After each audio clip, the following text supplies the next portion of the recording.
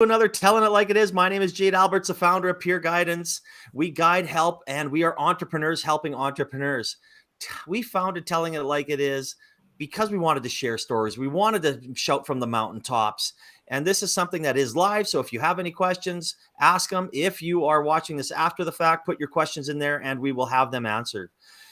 We are also excited about our sponsor, the Startup TNT Investment Summit. We'll talk about that a little later, but the finale is tomorrow. Calgary, it's going to be a platform. We have a live show, obviously, in Edmonton and Saskatoon. So come on out, see some of the great startups that are going through our ecosystem. And of course, we are going to be interviewing one of them right now, Stephen, the founder of EMS, Environmental Material Science. How are you today? I'm great. How are you today? Oh, you know what? It's sunny. It's not raining, as we talked about a little bit, and we're finally to get our outdoor sports in again. Yeah, I hear you. Yeah, I know. It's obviously when we're talking about soil, we need rain, so that is important. But as I was mentioned, I was talking to Doyle, and sounds like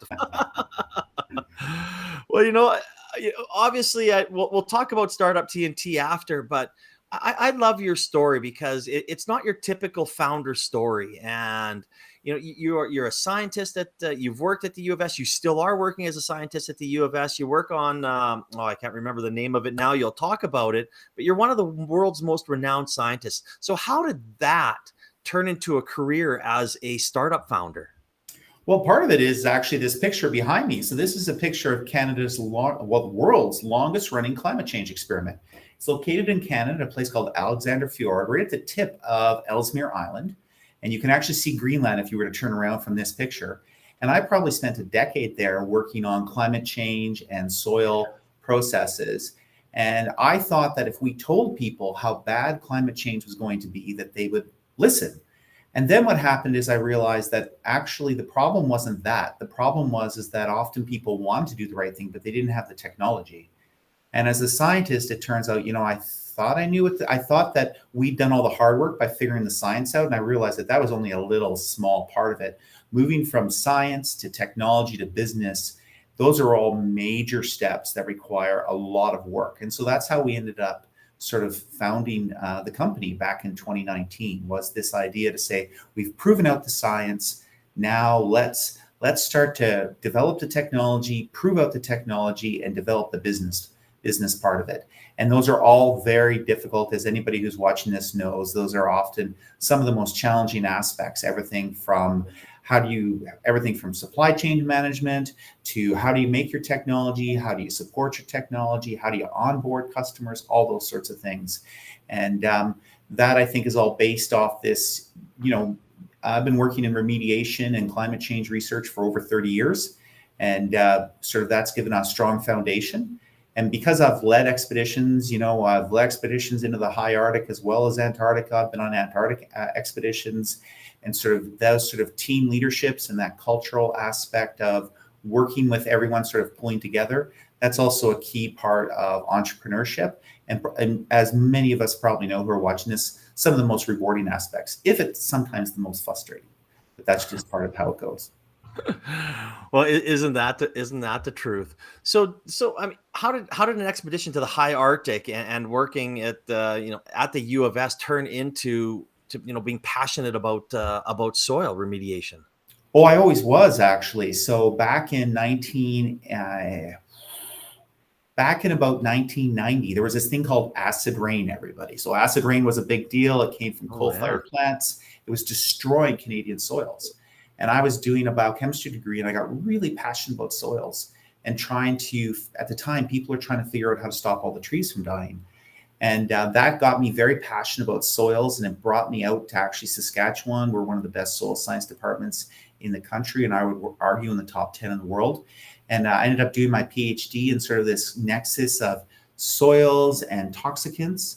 And that work just sort of continued on for the next. And I've worked on all sorts of stuff: radioactive disposal sites, explosive. Canada used to be one of the world's largest manufacturers of explosives, and we have some legacy sites in the east that are truly scary. And then, by about 95, 96, started doing a lot of work on hydrocarbons. I was one of the first people to work on phytoremediation in Canada. That's use of plants to clean up hydrocarbons in soils. And then by about the mid 2000s, late 2000, and 2008, 2009, Federated Co-op approached me and said, "Hey, we're really interested in pursuing sustainable solutions for a lot of our problems." And so we worked out the science, and then by 2013, we started trialing it across a whole bunch of their different stations, and then proving out it worked. And that's how it ended up being commercializing in about 2019 when we began moving into that. We started the company, and then I had the great fortune to join Colabs here in Saskatoon, just this amazing accelerator at the time led by Jordan, who really set up these very great foundations for people who have an idea, want to try to commercialize it, want to try to make money off of it, because if you don't have a margin, you don't have a mission. That's how it led. And since then, I've been on a steady learning curve, almost kind of like I would feel like, I don't want to call it my second PhD, but certainly I would say that there's been a lot to learn. And don't even get into accounting. I mean, I've done courses in quantum mechanics, and they're easier than trying to understand sometimes when I'm talking to accountants about stuff. So Oh, accounting. Yeah, I actually I believe you on that comment, because I mean, everybody. Hey, well, that's why you can phone up the Helm app here, and they help you with your cash flow. And we've had them on here, and they've got a great thing. But yeah, you know what? I agree with you, and especially when you are maybe not as an entrepreneur minded, and I'm not saying that you weren't, but a lot of people are when you're coming from the academia and you don't understand it. And for those people who don't know, Colabs I just put them up there. They are great. I love what they're doing. Alex has been on here. I've had many conversations with Jordan, and in my opinion, they are exactly what the perfect accelerator and what an ecosystem needs. So let's talk about what you had, and now you're going to make this into a business. You're getting the help from Colabs. How did they help you? What did you find yourself as a founder, where your weaknesses, and how did you surround yourself with people that can help you? Well, I think the biggest dilemma for an academic just coming from academia is we normally don't delegate anything. Like when you write a paper, you kind of go away by yourself and you write a paper for 2 months. And I've written like 200 papers. So you can imagine I spent a lot of that sort of isolation time. And yeah, a whole team contributes to the data and you get input, but at the end of the day, it all solely falls on you.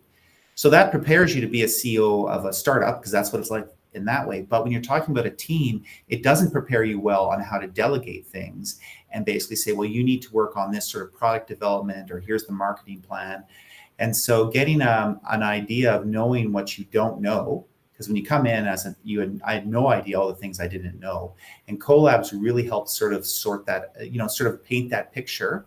And then also talk about it. Oh, it's okay to delegate responsibility to other members of your founding team, and then hiring your first key staff. And so those are the sorts of key skills that Colab helped, and also put up with what I would call, in retrospect, ridiculous business plans we had initially.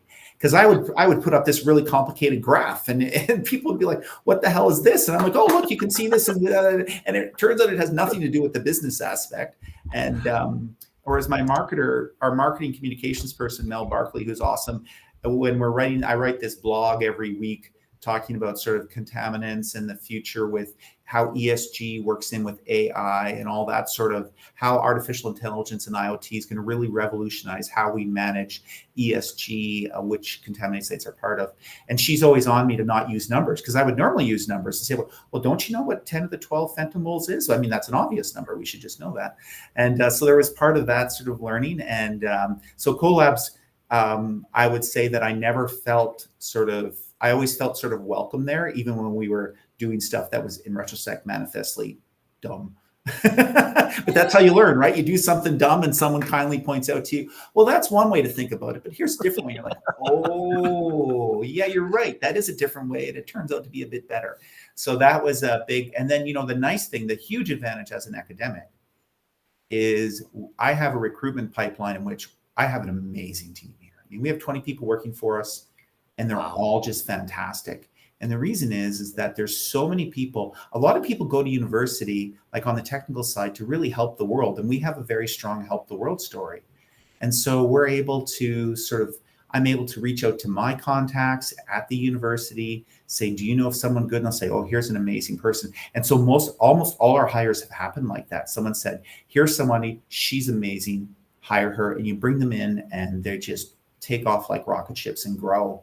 And I think that has been very, very helpful to us in terms of that. And especially scientists, because we're used to hearing, like we do this peer review process.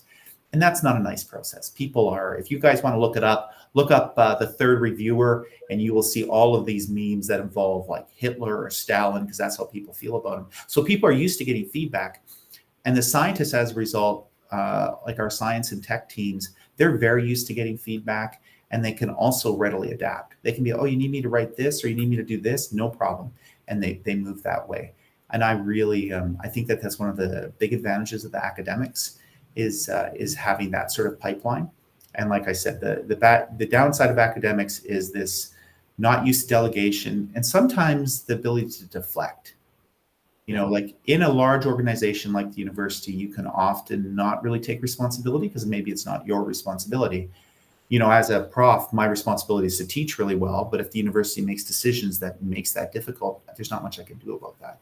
Whereas as a CEO, as a founder, you have responsibility for everything. So that's a shift. That's the biggest shift, and that takes a while in terms of managing mental health, I would say. Yeah. But, like making sure that you take that on, you welcome it, you embrace it, and you give yourself grace that you're gonna. How many? You're gonna screw up today. The question is how many times, and it's like, okay, then tomorrow we'll come up with new screw ups, and as long as we're not making the same mistake, we're doing pretty well. No, absolutely. So you mentioned your blog. So can people go to your website to find your blog? Absolutely. They can go to the website and it's there under All right. blog, and you'll see it's sort of, it's a bit tongue in cheek. It's not very academic, and it's really designed to, it's not me blogging to other academics. Those people can read my papers and make them do. This is more about from a business context. And I really do believe that we're on the cusp of a revolution for environmental management. Everybody wants to do the right thing for the environment, but if we don't make it easy for them and at a price point that makes sense, then they often simply can't. Yeah. And, I think that is, I'll give you an example is I bike to work here, but I have an e-bike. And so the other day when it was really windy, I just like bump up the assist. So it's not like I'm working my butt off, right? Or things like that. Like that's whoever, the people invented that have made it easy for people like me to commute with a bike, which I never would have done if I was just pedaling, because it's Saskatchewan, it's always windy. No doubt. So anybody wants to check out that blog, again, I'm talking with Steve, the founder of EMS. It's ems-inc.com. You can just click on it in the comment section, and you'll be able to find it there. So that kind of leads into, how does your process work? So you did it with, you did some pre-work with Federated Co-op. Is that the same process? How did it evolve as your company evolved? Yeah, so our process, like the underlying science is very simple. If the soil is healthy, it's going to clean itself. And so what we do is something technically called biostimulate. In essence, what it is, it's a fertilizer mix specifically designed to stimulate hydrocarbon remediation. And that's all it is. It has some unique amendments, just like any unique fertilizer mix. And then what we do, the other big thing we do is we go slowly. And the reason we go slowly is it allows us, our systems work off solar power and they work off local groundwater or a stream. You don't need to be trucking a lot of water or soil, because it's going to take 3 to 5 years to clean a site. We had one site clean in a year, but that's more of that I would not consider that normal. I would say normal is 3 years. And so what we do is we have these pumping systems that are fit in the back of a pickup truck. Like I can lift them up. 2 people can easily lift them up, move them. They just a little box. They sit beside you'll probably see them at various places these days, or you won't see them because they're designed to camouflage in, like the size of like a wardrobe. And they just sit there and they basically do this mix where they add this fertilizer mix below ground. The fertilizer is very, very low concentration. You've probably had more fertilizer in your garden this year than what we would have had. But the whole idea is just slow and continuous. And that's what we call our distributor. And that's how we clean the soil. But the real issue, so that's the science side that I want to say is, okay, we got that. And then it's like, well, why are more people cleaning? It's because the monitoring is so expensive for them. If you go to a site, you'll spend $70 grand you're going to drill a bunch of holes. And out of those holes, you might collect 5 or 6 tablespoons of soil. That's it. And then you're going to send that to the lab, and they're going to say, oh, here's your hydrocarbon numbers. And they're going to either be high or low. And then you're going to wait 6 months for a report, and you're not going to quite know what to do. And you can get stuck in this. And then every time, if you wait too long, like you push it off for a year, then the regulator says, oh, you're going to have to go back and do that. And you're like, oh, you're not actually moving things forward. So we ended up working, we have some great spectroscopists here. And we basically worked out a new sort of spectroscopy that's really low power. It uses something technically called a thermal pile. So when you shine light on it, it generates electricity. So that makes it very low power, like unbelievably low power. And what it does is we put this into the soil. And in the soil, every 30 minutes, it just says, well, here's how many hydrocarbons there are. Here's how many hydrocarbons have degraded over the last 30 minutes. And here's your biological activity. Oh, and we also measure greenhouse gas, and we also measure how much carbon is sinking into the soil. Sometimes it comes out, sometimes it goes in. And so these are all of our technology we call soil sense. And then that's basically an IoT. It uses LoRa. It communicates every 30 minutes. You know, every one of those generates about 15,000 data points a year. And then what we do with that is that feeds this massive database. We're currently at 70 million estimates of hydrocarbons and hydrocarbon depletion. That's how big our database is. So we have the largest database of hydrocarbon ESG numbers in the world. And of course, being a smart startup, we have some very smart data analysts who are mining that database, and we've developed some AI routines that now allow, let's imagine that you were to approach me, Jay, and say, hey, I have this property, it's contaminated. I say, well, where is it? Oh yeah, and do you have any preliminary information? You might have a little bit. And we can actually mine our database and say, okay, here's how it's likely going to behave based on our 70 million other estimates. No guarantees, but this is our estimate. So let's do some more work. And so this combination of these IoTs linked these sensors, these soil sense, with our AI systems, extraordinarily powerful. The other biggest thing is in IoT world, here's the thing that I think is really important for people to remember. There's 2 big dangers that happen. The most dangerous thing from a worker point of view for a company is putting people on the road because of car accidents. And then the second thing is what's called geotechnical, digging holes. And when accidents happen in geotech world, they kill people. And so because our sensors go in and you don't have to go back, even a sensor that doesn't have a solar panel that's just off batteries, we go back once a year. So then the amount of road traffic and basically any other sort of dangerous stuff we do, it's very minimal. And so companies like that because then they're not taking on that risk. Yeah. Another big thing I should mention, which I've forgotten, is that biostim and these sensors, the carbon savings with this system is like 99.99% over the competitive technology. The downside is we can't clean your site in a week. If you have to clean your site in a week, you're going to have to hire all the caterpillars, all the big iron and move stuff around, and hopefully no one will die and you'll burn up a lot of fuel.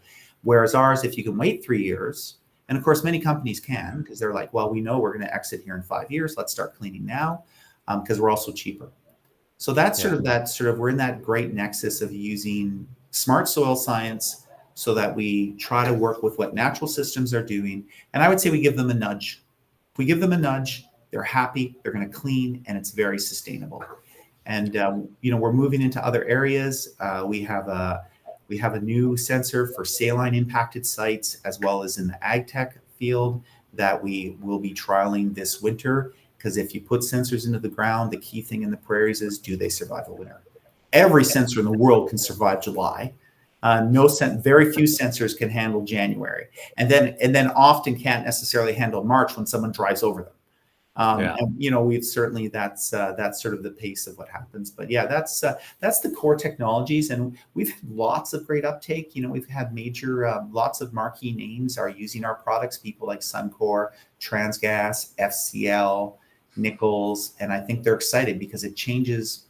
I don't want to say changing the paradigm because that's heavily overused, but it gives them this really amazing tool that they can use to complement their existing systems. Well, you kind of answered my next question, like who uses your product? So you've named a few. Is it?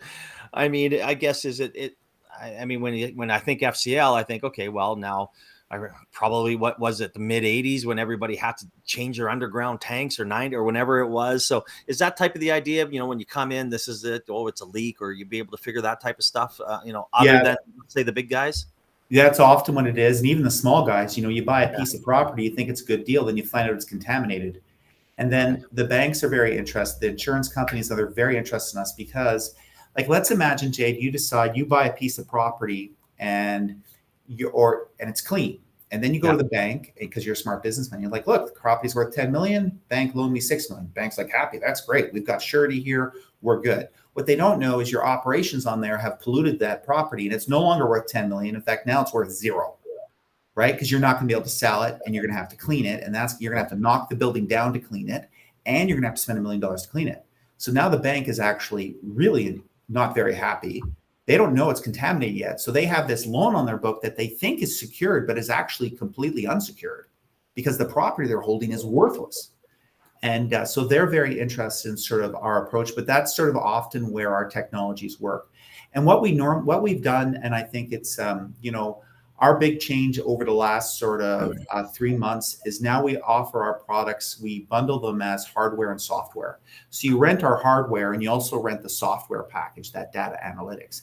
And you can take different options. Like if the only thing you care about is the site polluted or not, that's a really basic package, and we can do that pretty readily. And then as you increase, of course, your software complexity, you pay a little bit more as a subscription, and we can provide more of the advanced AI analytics, start mining the database for you. And so it allows us to differentiate between customers who just are like, look, I've got a property, I just need to know when it's polluted, versus customers like, I've got a big problem, I'm going to spend a lot of time, see if you can help us. That's been that's been a big sort of change for us over the last 3 or 4 months. And then just last week, we launched a brand new product that's quite exciting. It doesn't have an exciting name. It's called a dry groundwater well, which I recognize is perhaps not the world's best name. But what it does is one of our biggest issues was for customers was customer onboarding. Like, let's imagine that you wanted to use our product. Well, we're gonna have to set up a drill campaign. We're gonna have to drill it. We're going to have to do all these things. It's expensive for you. Like, you're looking at a $30,000, $40,000 touch to do that. And it's also a pain in the ass, like project management, ground disturbance, because you got to have people to make sure.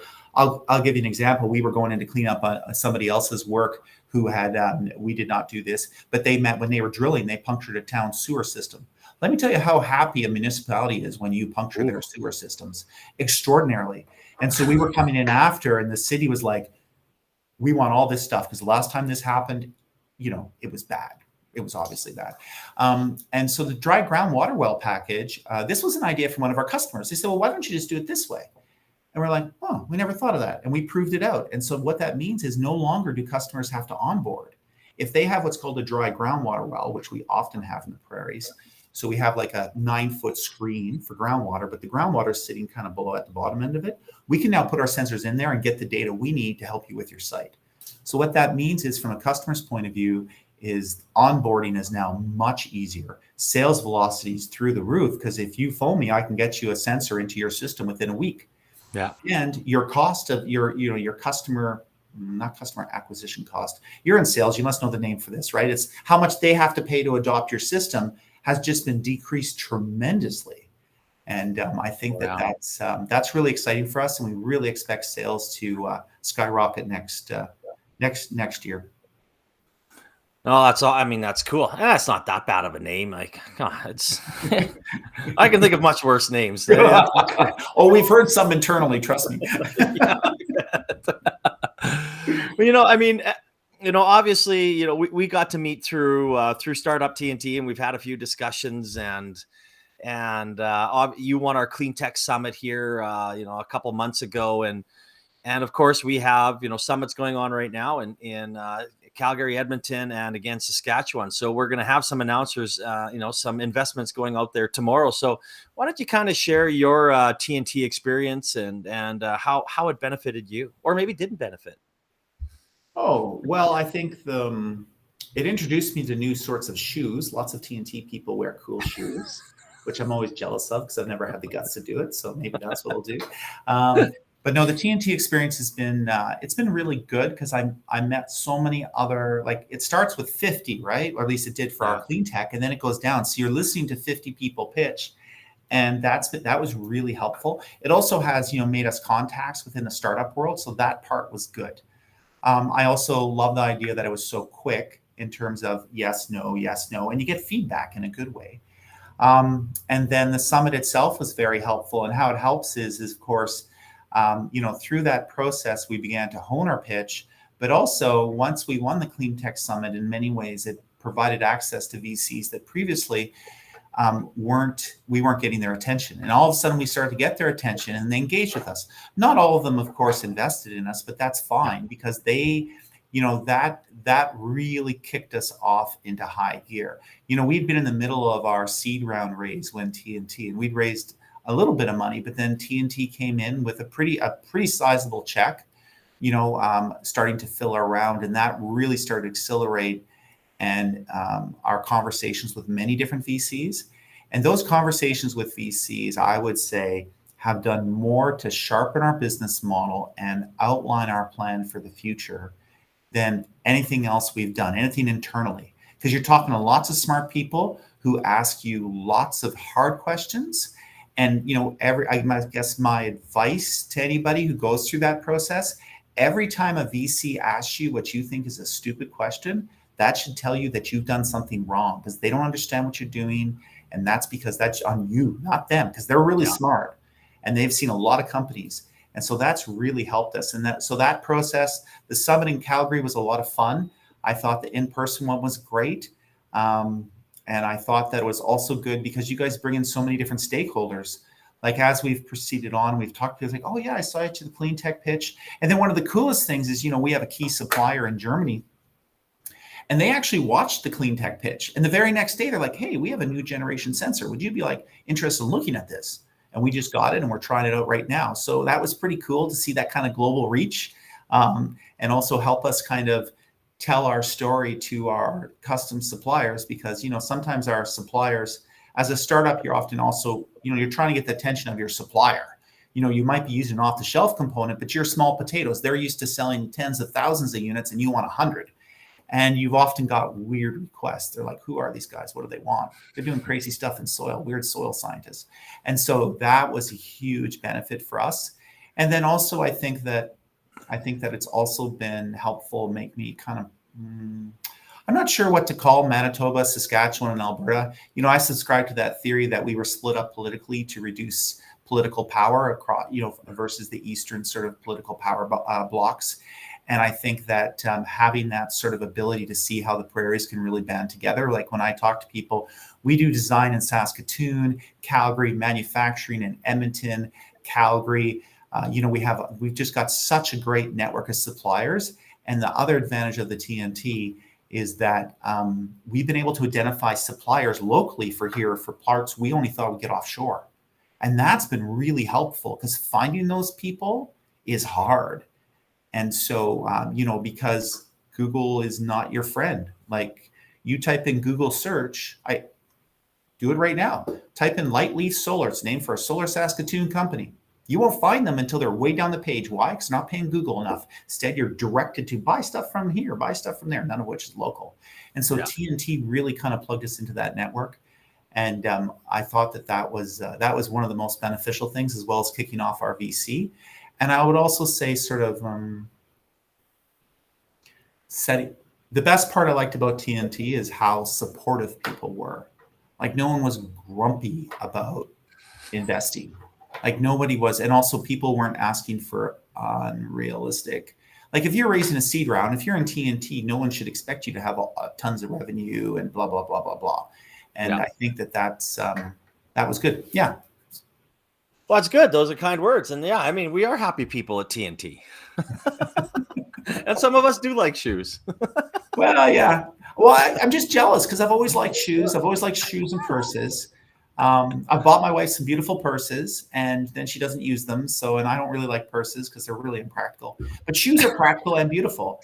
But I have big ass feet. And so I don't know. It always seems a little weird to spend money on that. So that's so funny. Yeah. So So where are you going from here? Let's talk about what do you think the next year holds for EMS, Steve? Well, it's been a breakneck year. I got to tell you, things are going so quickly. It's a bit crazy. We moved to new facilities. We moved out of Innovation Place, and we're now in this beautiful facility, part of us in North End, Saskatoon. We also have facilities in Edmonton that are continuing to grow. And so we've just actually launched a recruitment here 2 weeks ago with a Calgary-based firm for a vice president of business development to really bring our sales up to the next stage. Our goal over the next year is very simple. We want to get some US early adopters. And the good news, we already have leads on that. Looks like we might be going into places like California and Hawaii, as well as India through one of our distributor partners. And then in the prairies, one of our biggest challenges is right now, we've had great early market adopters who are really strong proponents. You've heard me talk about some of them. Now we need to move into the mainstream market. Now what we want to do is when every person from Petrocan to all the engineers that work in environmental management, we want our technology to be one they consider. We know we're not going to win all of them, but they want to be thinking, should we use a soil sensor distributor here? And I'll give you an example. Sometimes we're not the right solution. Sometimes those people phone me, I'll be like, hey, we're just, you should probably talk to Ground Effects about this one. This sounds like a perfect fit for their technology. That's a company based out of Regina. And I want us to be that mainstream sort of, we're on the minds of everyone. And I think that's the goal over the next year. Because we would hope to, this sounds weird because we're just hoping to close our seed round here over the next week or two. But the idea would be to start raising a Series A in 2 years because it turns out you're always raising because no matter how much capital you have, you need more. So yeah, those are the goals. I think our technologies are good. We'll start entering the ag tech market probably in 2023. We have some ideas on that. That's a tough market though. Low margins, pretty adverse conditions. I guess here's how I envision it. In the remediation market, that's a well-established, mature market, and we have a very disruptive solution. So that path for a startup has been well-trodden, and we're following that successfully. The ag tech market, though, is very different. For soil sensors, at least, the ag tech market, and like carbon sequestration, greenhouse gas marketing, doesn't really exist. People talk about it, but there's not really a market. If you're paying someone $1 an acre for carbon sequestration, that's not really a market. But we have a disruptive solution for that. So we have a new product with a new market that's still morphing. People are trying to figure out how to work it. And that's sort of our big challenge here in the next 2 or 3 years as we continue on with those sort of two major verticals. Oh, those are some good plans. I love it, and good luck on trying to hire a VP of sales. So that's always exciting when you're getting into that range to hire somebody to take your company to the next level because you've already proven out that it works and you have a very good investable and viable business. So kudos to you. Well, I think there's a lot of great salesmen who are interested in what we'll call impact sales. Yeah. I think that there's lots of salesmen who know they have this talented, he or she, they can readily talk to customers. They love talking to people and they often hear problems. They're like, geez, I wish we had a solution for that. And I got to tell you that, you're seeing we don't have that long to solve a lot of the climate problems, and EMS will not be the only solution, but we are part of the puzzle to solve the climate change crisis. No, absolutely. I totally agree. And I'm happy to be along for the ride as an investor. And as you know, we're always here if you ever have any questions or need any help or introduction. So that's part of we're part of the TNT family now. So that's one good thing. Yeah, absolutely. I'm always sad when I have to wrap up these interviews, but it's been a great conversation. I know I've learned a lot over the last, like 6 months that we've been hanging out about soil remediation and your company itself. And I am excited about where you are going to go. But if you had one piece of advice for a small business startup or entrepreneur, what would that be? I would say the key thing is to give yourself grace. Know that it's not going to be perfect and you're going to make lots of mistakes along the way, and that's fine. That's how you're going to get better. And, one of the things I learned from GrowthX, and I think other people already knew this, but for me, it was useful, is that no is the second best thing you can learn. Push people for a yes or a no. Because if they tell you no, there's a reason there's a no. And that's not because they don't understand. It's because you haven't addressed their concerns.